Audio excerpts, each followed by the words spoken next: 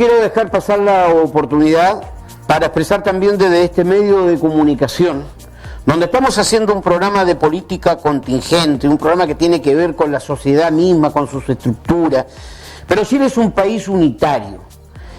Y yo quiero expresar desde acá toda nuestra solidaridad a la prensa libre, al canal público, a Iván Núñez y Esteban Sánchez, que experimentaron un atentado en la región del Biobío, y no Arauco, no la Araucanía, en la región del Biobío, el día sábado por la noche, luego de haber pactado una reunión que se iba a realizar el día domingo. Hubo una emboscada, da la impresión de que es un hecho ya habitual, de que chilenas y chilenos pierdan la visión. Un camarógrafo perdió una de sus principales herramientas. Si yo le pregunto a Cristóbal, ¿cuál es su arma más importante tras una cámara? Sin ninguna duda que son los ojos. Y Esteban, el camarógrafo, perdió uno de sus ojos. Entonces la pregunta es, ¿hasta dónde llega la libertad de prensa? ¿Cómo defendemos la libertad de expresión? ¿Hasta cuándo vamos a conocer evasivas por parte de quienes son los responsables de llegar a una solución pacífica en la hoy denominada la macrozona, la región del Biobío y la Araucanía? Yo quiero de que ustedes se refieran de la manera más resumida posible respecto a la significación que tiene este nuevo atentado ahora en la región del Biobío, y donde, como tantas veces, el gobierno ha dicho: nos querellamos para dar con quienes resulten responsables. ¿Dónde están los departamentos de inteligencia? ¿Cómo funciona la inteligencia? ¿Cómo funcionan nuestras policías? ¿Cómo es posible que se prepare una emboscada y nadie sabía nada? Y hasta el momento nadie dice nada. Y hay un delegado presidencial en la zona que solo se encarga de presentar una querella que perfectamente pudo haber sido presentado desde el barrio cívico de Santiago y para lo cual no se necesitaba delegado alguno. Parto contigo, mi estimado Gonzalo Vega, presidente de Renovación Nacional. ¿Perdón? Gabriel. A ver, este tema ya ha trascendido en muchas ocasiones. Hay familias de la zona de la Araucanía y de Arauco en la región del Biobío que han pasado por esto. Hoy se vuelve más mediático porque precisamente era un equipo de prensa, sin desmerecer el mal momento. Yo creo que aquí hay que dotar de mayores facultades a las policías. Hay una ley que ha impulsado el gobierno que lleva tiempo esperando. Te preguntaba cómo funciona la inteligencia. A mi parecer la inteligencia está funcionando harto mal.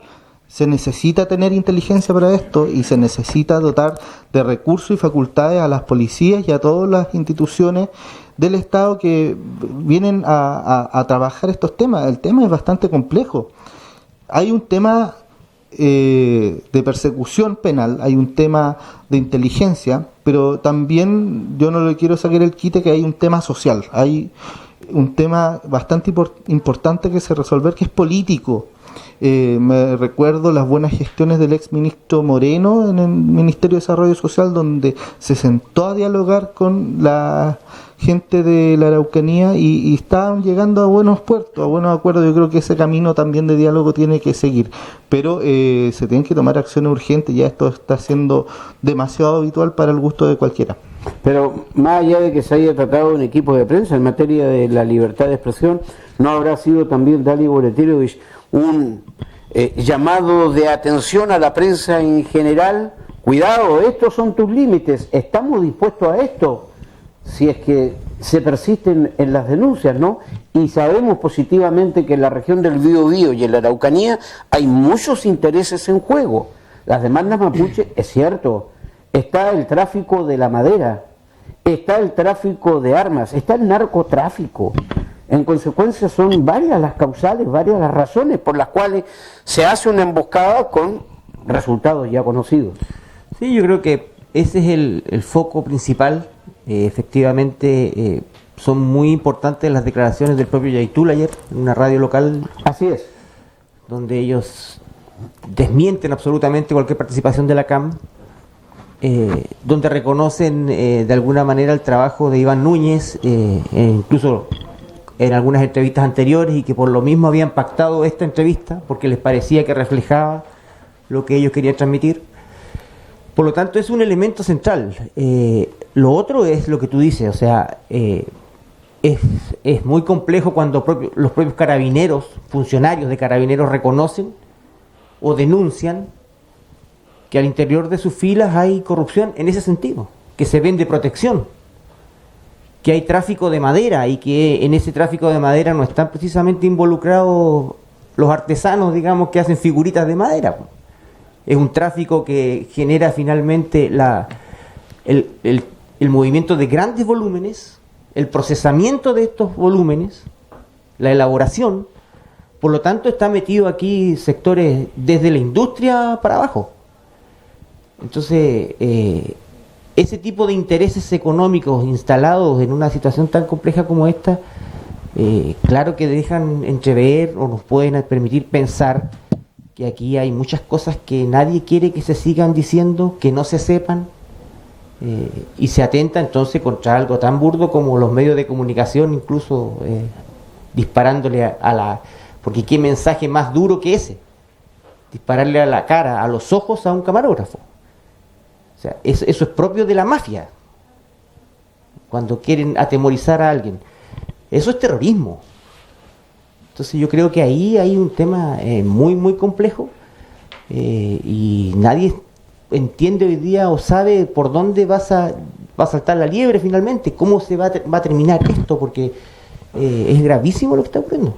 Ahora, esta es una deuda, evidentemente, bien sabemos todos, ¿no? Que ha sobrepasado a todos los gobiernos. Es una deuda del Estado de Chile, y donde no ha existido voluntad política, y no estoy hablando solo del poder ejecutivo o los poderes ejecutivos que han pasado a través del retorno de la democracia, sino también la voluntad expresada en el Congreso, ¿no? En un momento determinado se cree con la militarización, se supera la contingencia. Sin embargo, creo que tenemos nosotros un criterio uniforme, y ya voy a conocer también la opinión de Hernán sobre el particular, como abogado y como hombre de la derecha política de esta región, respecto a la salida. La salida tiene que ser política. El hecho de que lleguen hoy representantes de los pueblos originarios a construir la nueva constitución, yo creo que es un paso de los muchos que tiene que dar el Estado de Chile para que definitivamente impere la paz. Este proyecto al que se refería Gabriel Vega y que encabezaba el ministro Moreno en aquel tiempo de Desarrollo Social, quedó con el asesinato de Camilo Catrillanca, yo diría en el arranque inicial. No se pudo concretar absolutamente nada más, y no se ha hecho nada más para intentar superar esta anarquía que se ha producido hoy, y donde nadie de los hechos es responsable. Se queman casas, han muerto niños, hay asaltos, se atenta contra la prensa, y no hay responsables, no hay detenidos. ¿Qué ocurre? ¿Qué salida se vislumbra políticamente para lo que ocurre en la macrozona? Mira, Juan Francisco Miranda. Yo diría que primero tenemos que reconocer que el problema es un problema multidimensional, tiene varias dimensiones. Una de las que tú señalas, que tiene que ver desde la base, y yo creo que es parte de la discusión de reconocer si Chile es un Estado plurinacional o no. Eso es una dimensión. Pero hay una que a mí en particular me tiene agotado, hastiado, y es que frente a un acto de estos siempre vamos a querellarnos y contra los que resultan responsables. Se genera la noticia, pero después nos olvidamos y no sabemos nunca quiénes son los responsables. Se afirma con fuerza. Hace una semana atrás, semana entera, respecto a el lamentable, yo diría, asesinato de un niño, de un menor en la zona. Y de repente desaparece el hecho. No es primera vez que ocurren atentados y también está demostrado autoatentados. Y resulta que frente a esa dimensión opera la impunidad, como dices tú. Entonces, frente a esa impunidad, ahí yo creo que no es una salida política. Ahí es simplemente el brazo fuerte de un Estado que tiene que actuar y dar y hacer cumplir el Estado de Derecho, pero no con la letargía que tiene hoy día el Estado de Chile frente a estos casos, que son de extrema conmoción pública. Entonces, no solo hay que ir detrás de la génesis que puede ser un conflicto, pero aquí también hay otras dimensiones y están asociadas a los distintos intereses que hay en un territorio. Y hay desde intereses legítimos en términos de recuperar un espacio, un terreno, pero también hay otros intereses que son económicos asociados a la explotación que se hace sobre esos terrenos. Y en esa conjugación el Estado es un actor pasivo que no ha dado garantía de justicia frente a estos hechos de connotación. Entonces, si tú me preguntas cuál es la salida política en forma paralela, una reforma que permita estos aspectos judiciales acelerar los procesos y por sobre todas las cosas que nos den a conocer a todos quienes nos conmocionamos frente a estos hechos, quiénes son los responsables. Siempre se ataca contra los que resultan responsables, pero hasta el día de hoy no hay ningún hecho que yo recuerde que diga frente a un atentado, frente a un asesinato, sabemos quiénes son los culpables y están cumpliendo una condena. Frente a eso no tenemos. Entonces yo diría que en la dimensión de la justicia, creo que esa dimensión es tan o igual necesaria o más necesaria quizá que esta otra dimensión que tiene que ver con una discusión más de fondo. Este no es un foro de debate, es una conversación. Yo creo, si Bárbara Char quiere agregar algo más sobre este tema específico, sobre el atentado a la prensa en la zona del Biobío, con el mayor gusto, y le quiero consultar también si favorece o desfavorece a las candidatas del mundo femenino la postergación de estas elecciones para el próximo mes de mayo. ¿Cómo se ve desde la región de Magallanes lo que está aconteciendo en la política contingente? Sí, primero, bueno, respecto del caso de... ¿Estoy bien? Del caso del colega periodista, de los colegas periodistas, pues bueno, en Chile ya hace ya varios meses que estamos en un estado militarizado y que ha sido la misma policía la que ha disparado a los ojos a manifestantes y a reporteras y reporteros, gráficos y personas que trabajan en los medios de comunicación ya desde el último año. Son más de 2.000 personas las que en Chile han perdido la vista por ser disparadas por la policía. Entonces es un hecho no menor que también perjudica, por ejemplo, el actuar libre de la prensa, ¿no? Como mencionaba Vladimiro recién. Creo que ese es un punto importante a destacar y que también nos levanta una alerta respecto a qué es lo que está haciendo la policía en este momento, cómo está disponiendo todas sus fuerzas para disparar contra manifestantes, contra la prensa y reprimir a la ciudadanía que se manifiesta desde la revuelta social y históricamente, ¿no? Que lo hemos visto desde siempre, desde los movimientos sociales, cómo es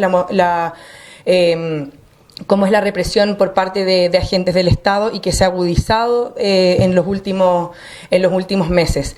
La entrevista que iba a dar con Héctor Yaitul, un dirigente mapuche de la CAM, el presidente de la CAM. Claro, por supuesto que nos alerta, ¿no?, a saber si esto se conocía desde antes, a saber quiénes son los que están involucrados y, como dice Juan Francisco, por supuesto a que quienes resulten responsables, bueno, ojalá que la investigación que se haga pues dé los resultados que realmente sean los verdaderos, ¿no? Pero vamos a ver, porque al final todas estas cuestiones pues después se difuminan un poco y los mismos medios, en que son los medios independientes muchas veces los que están luchando por esta libertad de la prensa, pero la prensa más grande, ¿no?, la prensa hegemónica, los grandes canales, pues son ellos los que después también deciden qué línea editorial es la que toman y cómo se van desarrollando y mostrando estas noticias en los medios masivos.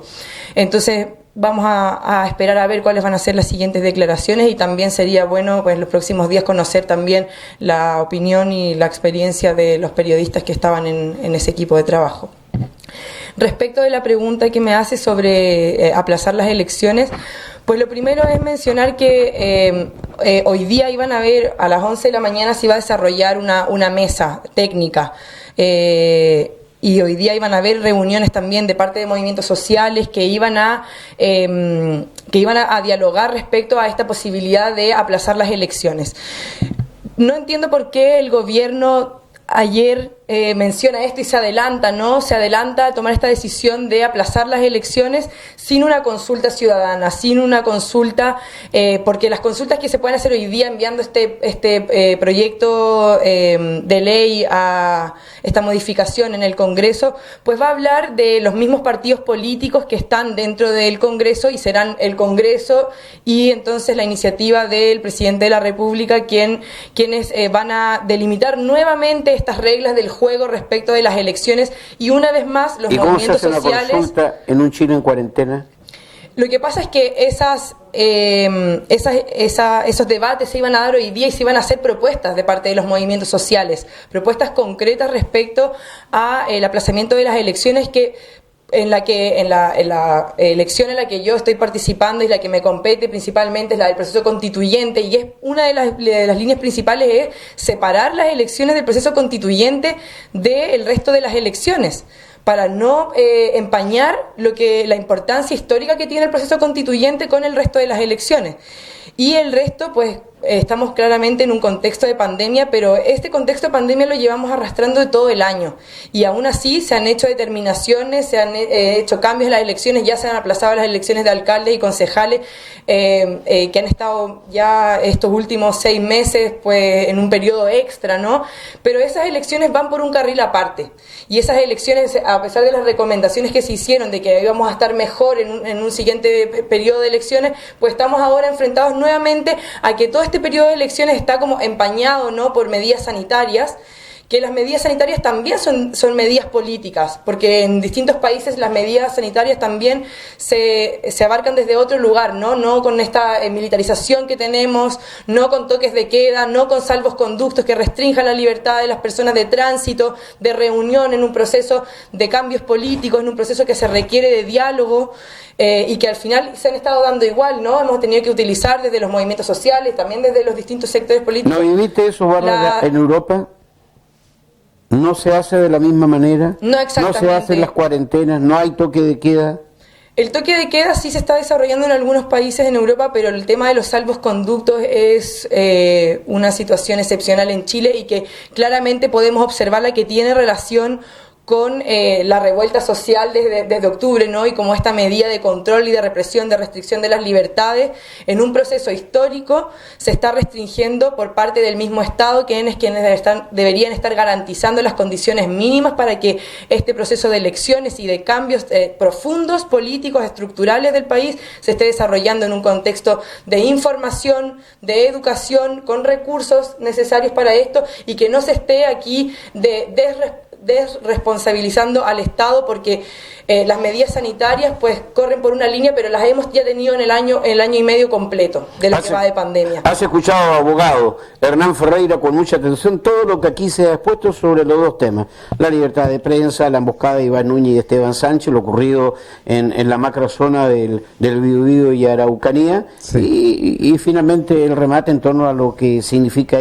el aplazar las elecciones y sus consecuencias. Mira, a ver, algunas cifras que se dieron, se habla de 2.000 personas con problemas oculares. Informa del INDH al 31 de diciembre. El derecho humano. 359 personas. A fines de diciembre, 31 de diciembre del 2019. 359, no 2.000. Bueno, tú exageras, digamos, para efecto de dar una cosa que está quedando las cosas. 159. Que son graves. Bien vale la pena aclarar. Que son graves, pero hay harta diferencia entre 359. Aunque sea uno, ¿no? Aunque sea uno, pero claro, hay harta diferencia entre 2.000 y 359. Harta diferencia. Pero es que los daños a la visión no son el único daño que se le ha causado al pueblo de Chile por manifestarse, sino que también ha habido violencia político-sexual. Tú hablaste que eran 2.000 personas con lesiones oculares. 2.000, te dijiste clarito, 2.000. Y no son 2.000. Si eso es así de simple. Tú mismo le preguntaste a Vladimiro los toques de queda. O sea, claro, cuando la gente viaja a Europa, ¿cierto? Chile medio no tiene posibilidad, digamos. Pero cuando en Europa, claro, en Europa viene segunda ola, tercera ola, digamos. Todas las medidas sanitarias en Europa, el mundo avanzado ha tratado de controlar esto. No ha podido. Le ha sido muy, muy difícil. Entonces queremos que Chile, ¿cierto?, lo solucione. Entonces yo siempre digo, sería harto bueno que todas estas personas hicieran un tratado médico, ¿cierto?, y le dieran al mundo cómo se controla la pandemia y cómo en Chile se puede quedar en cero, ¿cierto? Ojalá que hicieran un tratado médico para darle lección al mundo avanzado, científicamente avanzado, y cómo Chile se controla la pandemia con sus ideas.